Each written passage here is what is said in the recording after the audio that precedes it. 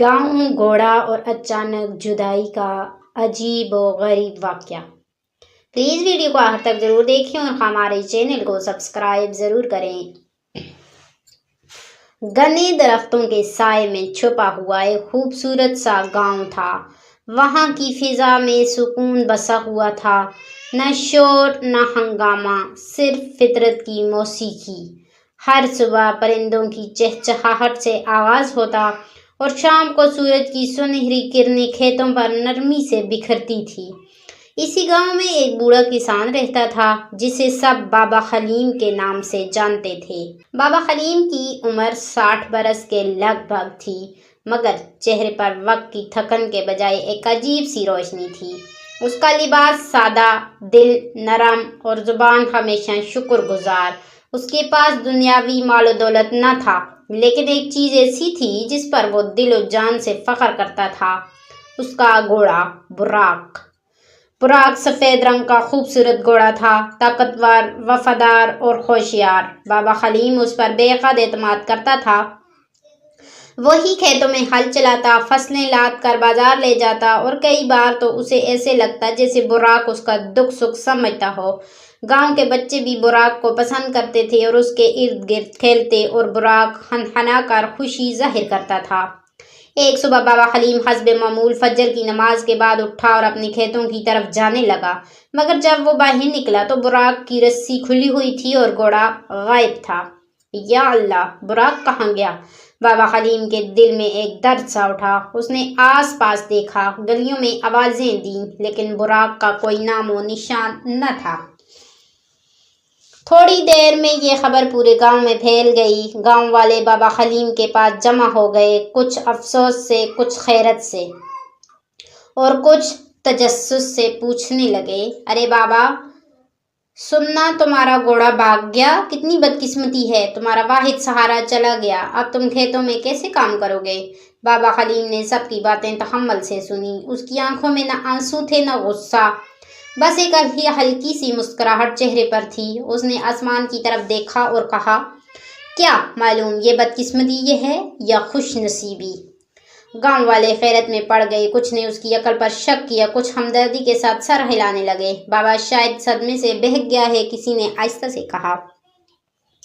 مگر بابا جانتا تھا کہ جو دکھ آج آیا ہے، ہو سکتا ہے وہ کل کسی بڑی خوشی کا دروازہ کھول دے۔ وہ خاموشی سے شام ہونے تک اپنے گھر کے دروازے پر بیٹھا، براق کی راہ دیکھتا رہا اور اس کے چہرے پر وہی مسکراہٹ قائم رہی۔ گاؤں میں بابا حلیم کے گھوڑے براق کے گم ہونے کی خبر کئی دن تک موضوع گفتگو بنی رہی۔ کچھ لوگ ہمدردی جتاتے، کچھ عبرت سکھاتے اور کچھ اسے قسمت کا کھیل کہہ کر خاموش ہو جاتے، مگر بابا حلیم ہمیشہ مسکراتے ہوئے یہی کہتا، کیا معلوم یہ بدقسمتی ہے یا خوش نصیبی؟ 3 دن یوں ہی گزر گئے، نہ براق کی خبر آئی، نہ کوئی نشان ملا۔ چوتھے دن سورج کی پہلی کرن جب پہاڑ کے پیچھے سے گاؤں پر پڑی تو ایک عجیب سی ہلچل گاؤں کے باہر کے میدان میں دیکھی گئی۔ ایک گڈیا بھاگتا ہوا آیا، سانس پھولا ہوا اور چیختا ہوا بولا، بابا حلیم تمہارا گھوڑا واپس آ گیا، مگر اکیلا نہیں۔ گاؤں والے حیرت سے باہر نکلے۔ بابا حلیم کی آنکھوں میں امید کی چمک آئی۔ وہ لکڑی کا سہارا لیتے ہوئے تیزی سے میدان کی طرف بڑھا۔ میدان کے کنارے پر دھول اڑتی ہوئی زمین پر براق کھڑا تھا، اپنی پوری شان و شوکت کے ساتھ، مگر اس کے ساتھ 3 اور گھوڑے بھی تھے، جنگلی، وحشی مگر حیرت انگیز طور پر خاموش اور ساکن۔ وہ تینوں براق کے پیچھے پیچھے آئے تھے جسے اسے اپنے سردار مان چکے ہوں۔ بابا حلیم نے براق کو آواز دی اور براق بھاگتا ہوا اس کے پاس آ گیا۔ اس نے سر جھکا کر بابا کی چھاتی سے لگایا جیسے معافی مانگ رہا ہو۔ بابا نے براق کے ماتھے پر ہاتھ پھیرا اور پھر آسمان کی طرف دیکھا۔ اللہ تیرا شکر ہے۔ گاؤں والے دوڑتے ہوئے قریب آئے۔ بابا حلیم، کمال ہو گیا، تمہارا گھوڑا تو واپس آیا لیکن 3 گھوڑے بھی ساتھ لے کر آیا، کتنی خوشی کی بات ہے، یہ تو تم اب امیر ہو گئے ہو۔ بابا حلیم نے سب کی باتیں سنی، پھر اسی مانوس مسکراہٹ کے ساتھ بولا، کیا معلوم یہ خوش نصیبی ہے یا بدقسمتی؟ اب کی بار لوگ چونک گئے، ارے بابا، اب بھی یہی بات؟ یہ تو اللہ کا خاص انعام ہے۔ بابا بس خاموش رہا، اس کے چہرے پر وہی سکون، وہی اطمینان۔ وہ جانتا تھا کہ دنیا کی ہر نعمت ہر آزمائش کے ساتھ آتی ہے اور وقت کے ساتھ ہی اصل حقیقت کھلتی ہے۔ اسی رات بابا نے براق اور تینوں نئے گھوڑوں کو محفوظ جگہ پر باندھ دیا۔ سلیم، اس کا جوان بیٹا، خوشی سے پھولا نہیں سما رہا تھا۔ ابا جی، کل سے میں ان گھوڑوں کو سدانے کا کام شروع کروں گا، دیکھنا ہم انہیں تربیت دے کر سب سے بہترین بنا دیں گے۔ بابا حلیم نے اس کی پیشانی چومی اور دل میں ایک خاموشی دعا کی، اے اللہ ہر حال میں بھلائی رکھنا۔ نئی صبح امید کی کرن لے کر آئی۔ گاؤں کے لوگ اب بابا حلیم کو رشک سے دیکھنے لگے۔ بابا کی قسمت جاگ گئی، اکثر لوگ آپس میں کہتے۔ بابا حلیم کے آنگن میں اب 4 گھوڑے بندھے ہوتے، براق اور 3 نئے جوان اور طاقتور جنگلی گھوڑے۔ گاؤں کی بچے دیوار کے پیچھے سے جھانک کر انہیں دیکھتے اور سلیم تو جیسے اپنی خوابوں کی دنیا میں پہنچ گیا تھا۔ ابا جی، میں آج کالا گھوڑا سدھاؤں گا، وہی سب سے زیادہ وحشی ہے، مگر میں اسے قابو میں لا لوں گا۔ سلیم جوان، پرجوش اور نڈر لڑکا تھا۔ اس کی آنکھوں میں چمک تھی اور دل میں کچھ کر گزرنے کا جنون۔ بابا حلیم نے نرمی سے کہا، بیٹا آہستہ چلو، جنگلی گھوڑے بھروسہ مانگتے ہیں، ضد نہیں، صبر کرو، وقت دو۔ مگر جوان خون تھا، سنبھلنا مشکل تھا۔ سلیم نے کالا گھوڑا کھولا، اسے رسی سے تھوڑا آگے کھینچا، پیار سے باتیں کی اور اس کے پیٹھ پر ہاتھ پھیرا۔ گھوڑا کچھ دیر تک پرسکون رہا، پھر اچانک زور سے اچھلا۔ سلیم نے قابو پانے کی کوشش کی، مگر گھوڑا بے قابو ہو کر دائرے میں گھومنے لگا۔ اچانک سلیم کا پیر پھسلا اور وہ زور سے زمین پر گرا۔ گھوڑے کا سم اسے لمحے اس کی ٹانگ پر آ لگا۔ آہ! سلیم کی چیخ پورے آنگن میں گونجی۔ بابا حلیم فوراً بھاگا، پڑوسی دوڑے، کسی نے پانی لایا، کسی نے کپڑا، مگر جب حلیم نے آ کر معائنہ کیا تو سب کے دل بیٹھ گئے۔ یہ ٹانگ بری طرح ٹوٹ گئی ہے، مہینوں کا علاج درکار ہوگا، یہ اب کھیتوں کا کام نہیں کر سکے گا۔ گاؤں والے ایک بار پھر جمع ہوئے، اس کے چہرے پر پریشانی سے بھرے تھے۔ ارے بابا، یہ تو بہت بری بدقسمتی ہو گئی ہے، جو خوشی آئی تھی وہ غم میں بدل گئی۔ بابا حلیم نے سب کی باتیں خاموشی سے سنی، پھر اس نے آسمان کی طرف دیکھا اور وہی پرانی مسکراہٹ لبوں پر واپس آ گئی۔ کیا معلوم یہ بدقسمتی ہے یا خوش نصیبی؟ لوگ اس بار کچھ بولے نہیں، وہ اسے گھور کے دیکھتے رہے۔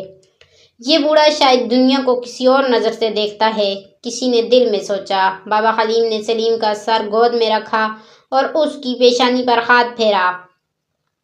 سلیم کی آنکھوں میں درد تھا، مگر بابا کی انگلیوں میں سکون۔ ابا، میں ناکام ہو گیا، سلیم نے آہستہ سے کہا۔ نہیں بیٹا، اصل ناکامی وہ ہوتی ہے جو انسان کے اندر کا یقین توڑ دے۔ تو ابھی بھی کامیاب ہے، بس ایک اور سبق سیکھا ہے۔ سلیم کی ٹوٹی ہوئی ٹانگ کو اب 2 ہفتے گزر چکے تھے۔ بابا حلیم ہر روز حکیم کے نسخے کے مطابق پٹیاں بدلتا اور سلیم کو صبر و حوصلے کی باتیں کرتا۔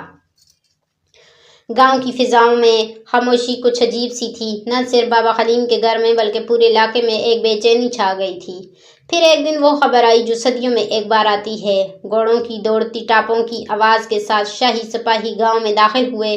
ہر طرف ہاک اڑ رہی تھی، لوگ گھروں سے باہر نکل آئے۔ سپاہیوں نے اعلان کیا، بادشاہ سلامت نے دشمن سلطنت کے خلاف جنگ کا اعلان کر دیا ہے۔ حکم ہے کہ ہر گاؤں سے تمام نوجوان لڑکوں کو فوج میں شامل کیا جائے۔ یہ اعلان سن کر گاؤں میں کوہرام مچ گیا۔ ماں باپ کی آنکھوں میں آنسو، بہنوں کے چہروں پر خوف اور نوجوانوں کے چہروں پر حیرت چھا گئی۔ سپاہیوں نے ناموں کی فہرست نکالی۔ سلیم بن حلیم نام پکارا گیا اور سپاہی بابا حلیم کے دروازے پر پہنچے۔ دروازہ کھلا اور سلیم لکڑی کے سہارے لنگڑاتا ہوا باہر آیا۔ سپاہی چونکے، یہ کیا، تمہاری ٹانگ؟ بابا حلیم آگے بڑھا، نرمی سے کہا، میرے بیٹے کی ٹانگ ایک حادثے میں ٹوٹ گئی ہے، چل پھر نہیں سکتا۔ سپاہیوں نے تصدیق کی اور سر ہلا کر کہا، ٹھیک ہے، یہ جنگ میں شامل نہیں ہو سکتا۔ اسی لمحے گاؤں کے باقی گھروں سے نوجوان لڑکے سپاہیوں کے ساتھ رخصت ہونے لگے۔ ماں باپ چپ چاپ انہیں دیکھتے رہے جیسے دل کٹ رہا ہو۔ کسی کے لب پر دعا تھی، کسی کے دل میں ڈر۔ بابا حلیم کے دروازے پر ایک خاموشی چھا گئی۔ سلیم نے ایک گہرا سانس لیا اور آہستہ سے کہا، ابا جی، میں سمجھ گیا۔ بابا حلیم مسکرا دیے، پھر گاؤں کے وہی لوگ جو پہلے بدقسمت کہہ رہے تھے اب آ کر بولے، بابا، واقعی تمہاری قسمت بہت اچھی نکلی ہے۔ اگر سلیم کی ٹانگ نہ ٹوٹتی تو وہ بھی جنگ میں چلا جاتا، پتہ نہیں واپس آتا یا نہیں۔ بابا خلیم نے وہی پرانا جملہ دہرایا، کیا معلوم یہ خوش نصیبی ہے یا بدقسمتی، لیکن اس بار گاؤں والے خاموش ہو گئے۔ اب وہ سمجھنے لگے تھے کہ بابا کی مسکراہٹ کے پیچھے صبر کا ایک خزانہ ہے، اور ہر واقعے کے پیچھے ایک حکمت چھپی ہوتی ہے جو فوراً نظر نہیں آتی، مگر وقت سب کچھ واضح کر دیتا ہے۔ گاؤں اب ویران سا لگنے لگا تھا۔ نوجوان لڑکے جنگ میں جا چکے تھے اور ان کے گھروں میں سناٹا تھا۔ ماں باپ کی آنکھیں روز صبح شام سورج کے ساتھ ڈوب جاتی اور ہر صبح کی امید دھندلی ہو کر رہ جاتی، مگر بابا حلیم کا آنگن اب بھی پرسکون تھا۔ سلیم کی ٹانگ آہستہ آہستہ بہتر ہو رہی تھی اور بابا ہر صبح اسے پرانی مسکراہٹ کے ساتھ اللہ کا شکر ادا کرتا۔ ایک دن بابا خلیم درخت کے نیچے بیٹھا تھا، آنکھیں بند، چہرے پر سکون، جیسے کسی اور جہان میں ہو۔ سلیم پاس آیا اور بولا، ابا جی میں اب سمجھنے لگا ہوں وہ سب باتیں جو آپ کہتے تھے۔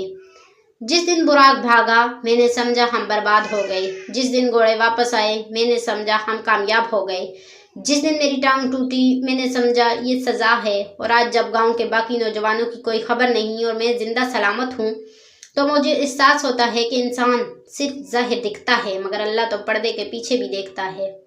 بابا خلیم نے سلیم کے کندھے پر ہاتھ رکھا، آنکھیں کھولیں اور کہا، بیٹا یہی اصل حکمت ہے، نہ کسی خوشی پر غرور کرنا چاہیے، نہ کسی غم پر بے حال ہونا چاہیے۔ زندگی ایک سفر ہے، کبھی دھوپ کبھی چھاؤں، ہر لمحہ ہمیں کچھ نہ کچھ سکھا کر جاتا ہے۔ جو اللہ پر یقین رکھتا ہے وہ کسی واقعے کو اختتام نہیں سمجھتا بلکہ آغاز مانتا ہے۔ سلیم نے سر جھکا دیا، اس کے دل میں ایک سکون تھا، ایک نیا فہم، ایک نیا تعلق اپنے رب کے ساتھ۔ اسی لمحے کچھ گاؤں والے بابا خلیم کے پاس آئے۔ بابا ہم نے سنا ہے جنگ میں بہت نقصان ہوا ہے، کئی لڑکے واپس نہیں آئے، تمہارا بیٹا بچ گیا، واقعی تم تو بڑے خوش نصیب نکلے۔ بابا خلیم نے ان کی طرف دیکھا، ایک بار پھر مسکرایا اور نرمی سے کہا، کیا معلوم یہ خوش نصیبی ہے یا بدقسمتی، ہم صرف وہی جانتے ہیں جو آنکھ دیکھتی ہے، مگر اصل علم تو اس کے پاس ہے جو دلوں کا حال جانتا ہے۔ گاؤں والے خاموش ہو گئے۔ اب کی بار انہوں نے اس جملے کو صرف سنا نہیں بلکہ محسوس کیا۔ سورج ڈھلنے لگا تھا، فضا میں خاموشی تھی، لیکن اس خاموشی میں امن تھا، حکمت تھی اور ایمان کی خوشبو۔ کہانی ختم نہیں ہوئی تھی بلکہ اصل زندگی اب شروع ہو رہی تھی۔ زندگی میں جو کچھ ہوتا ہے وہ بظاہر خوشی یا غم لگ سکتا ہے، مگر ہر واقعہ اللہ کے بڑے منصوبے کا حصہ ہوتا ہے۔ کبھی شکر کا وقت ہوتا ہے، کبھی صبر کا، لیکن جو بندہ اللہ پر بھروسہ رکھتا ہے وہ ہر حال میں دل کی روشنی سے جیتا ہے۔